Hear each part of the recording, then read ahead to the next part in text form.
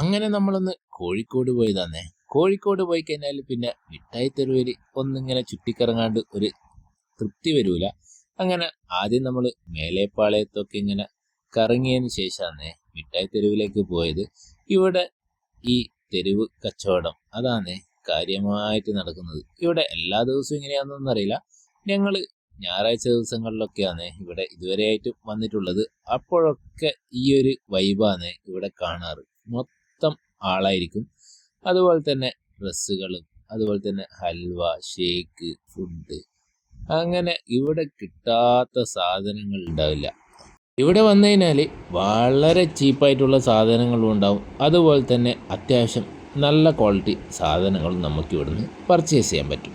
പിന്നെ ഇതുവഴി ഇങ്ങനെ നടക്കുമ്പോൾ കുറേ സുന്ദരിമാരെയൊക്കെ കാണാൻ പറ്റും. അങ്ങനെ സമയം പോകുന്നത് തീരെ അറിയില്ല. അപ്പോൾ ഒരാളിങ്ങനെ കമ്മലൊക്കെ കാണുന്നിടക്കുന്നൊക്കെ ഇങ്ങനെ വട്ടം ചുറ്റി കളിക്കുന്നുണ്ട്. അങ്ങനെ കുറച്ച് സമയം നടന്നതിന് ശേഷം ഒരു ഷേക്ക് കുടിക്കാൻ വേണ്ടിയിട്ട് കയറിയതാണ്.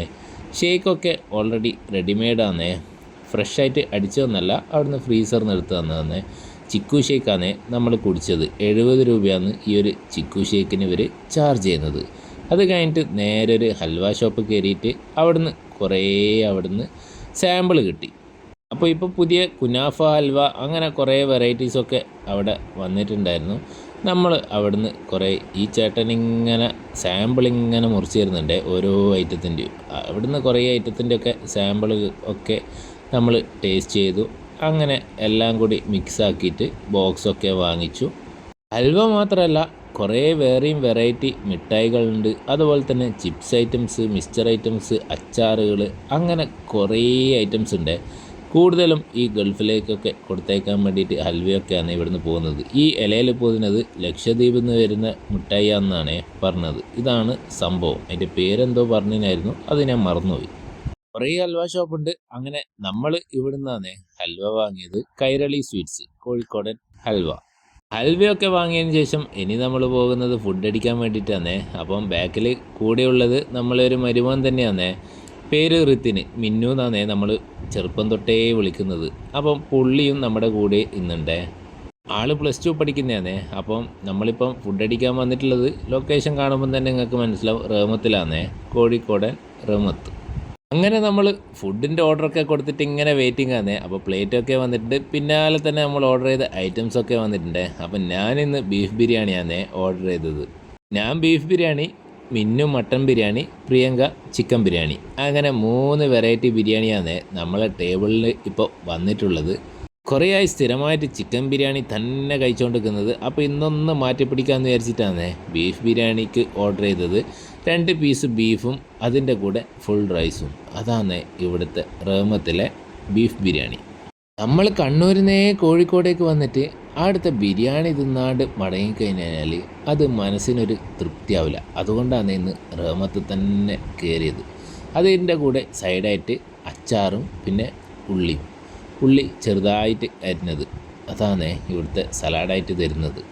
നമ്മളെ നാട്ടിലെ സലാഡിൻ്റെ കൂടെ സലാഡ് എന്ന് പറഞ്ഞു കഴിഞ്ഞാൽ അതിൻ്റെ കൂടെ തൈര് ഒക്കെ ഒഴിച്ചിട്ടാണ് തരാം. ഇവിടെ കാലി ഉള്ളി നൈസായിട്ട് മുറിച്ചിട്ട് അതാണ് തരുന്നത്.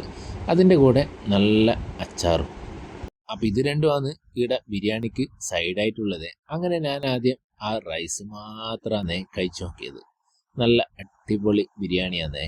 പിന്നെ അതിൻ്റെ കൂടെ അച്ചാറ്, പിന്നെ കുറച്ച് ഉള്ളി, പിന്നെ ആ ബീഫിൻ്റെ പീസ്. ബീഫൊക്കെ തൊടുമ്പം തന്നെ ഇങ്ങനെ പൊളിഞ്ഞ് വരുന്നുണ്ടായിരുന്നേ. നല്ല സോഫ്റ്റ് ആയിട്ടുള്ള ബീഫ്. അത് ആ റൈസിൻ്റെ മുകളിലോട്ടേക്ക്, അതായത് ആ അച്ചാറിൻ്റെ ഉള്ളിൻ്റെയും കൂടി ഇങ്ങനെ വെച്ചിട്ട് മിക്സ് ആക്കിയിട്ടാണ് കഴിച്ചത്. ഞാൻ ബീഫ് ബിരിയാണി ആസ്വദിച്ച് കഴിക്കുമ്പോൾ തൊട്ട് മുമ്പ് ഒരാൾ മട്ടൻ ബിരിയാണിയും സൈഡിൽ നിന്ന് ഒരാൾ ചിക്കൻ ബിരിയാണിയും ആസ്വദിച്ച് കഴിക്കുന്നുണ്ടേ.